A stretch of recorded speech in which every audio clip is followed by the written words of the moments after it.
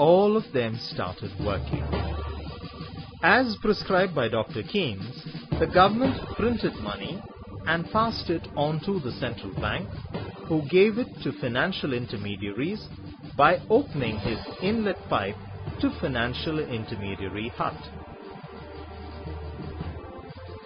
Government also provided direct succor to financial intermediary by buying troubled assets, namely mortgage-backed securities and related products, and by infusing money in the form of equity.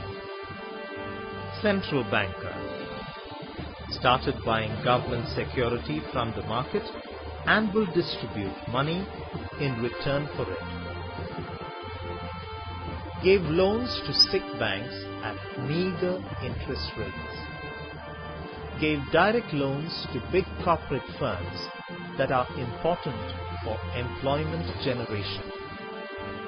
Ensured that there is trust and sufficient liquidity among the entities of financial intermediary, and that they are again doing the normal lending and investing activities.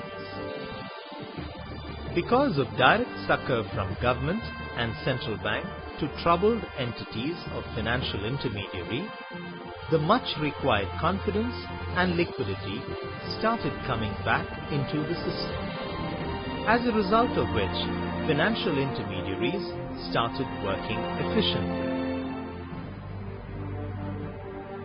Government also invested heavily in public programs and also reduced tax rates to create multiplier. As a result, the confidence gradually started coming back in the economy. Households and firms started consuming and spending respectively. Recovery of the financial intermediary acted as a catalyst in this process. Because of the increased fulfillment of self-interest of buyers and sellers in the various markets of the economy, I became operative again.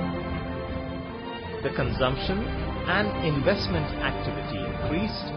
Correspondingly, the aggregate demand started rising and moving towards near to equilibrium situation.